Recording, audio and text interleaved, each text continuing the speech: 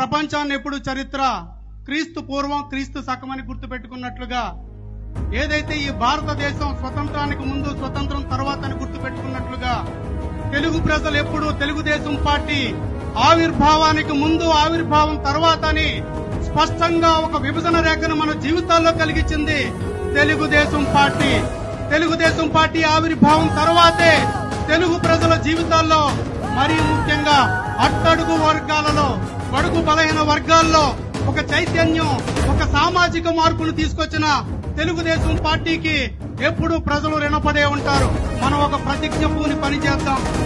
మనకు ఎదురయ్యే ప్రతి సందర్భాన్ని, మనకు వచ్చే ప్రతి అవకాశాన్ని కూడా ఉపయోగించుకుని ఏదైతే ఆగిపోయిన అభివృద్ధి, ఆగిపోయిన సంక్షేమాన్ని మళ్లీ గాడిలో తెచ్చుకుని ఈ రాష్ట్రాన్ని పునర్నిర్మాణం చేసుకోవడానికి మనం పునరంకితులై పనిచేయాలని మరొకసారి పిలుపునిస్తూ జై తెలుగుదేశం.